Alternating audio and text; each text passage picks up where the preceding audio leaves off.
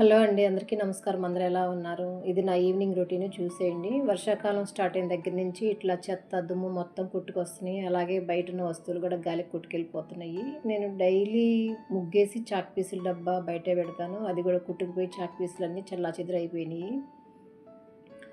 ఎక్కువ వస్తువులు బయటే ఉంటే చెప్పులు గానీ, కొంచెం బట్టలు గానీ ఏమన్నా ఉంటే గాలొచ్చినప్పుడు మొత్తం ఖరాబ్ ఖరాబ్ అయిపోతుందనమాట. ఈ చాక్ పీసులు మొత్తం ఎటు ఎటు ఎళ్ళిపోయి కొట్టుకుపోయినాయి.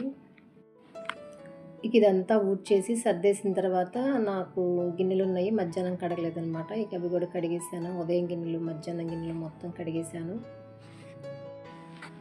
ఈ వర్షం పడినప్పుడల్లా ఈ ఆకులు రావటం, దుమ్ము రావటం, ఈ కొట్టుకుపోవటము, ఈ ఖరాబ్ అవ్వటం, నేను క్లీన్ చేసుకోవటం నాకిది అలవాటయిపోయింది. ఇక ఇవన్నీ క్లీన్ చేసేసి పక్క సందు కూడా క్లీన్ చేసేసాను.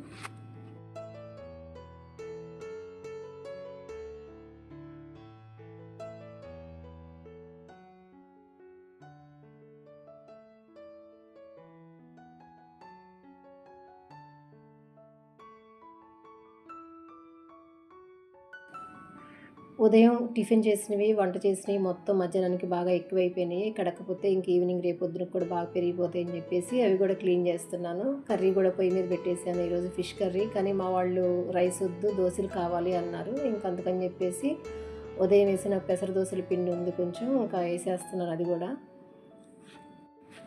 దోసల్లోకి ఫిష్ కర్రీ అంటే కాదండి. ముందు రైస్‌లోకనే వండాను. కానీ మా వాళ్ళు దోసలు కావాలన్నారు. ఇంక అందుకని జెప్పేసి ఆ ఫిష్ కర్రీ కొంచెం ఇగురులాగా చేశాను. పులుసులాగా కాకుండా గ్రేవీగా చేశాను.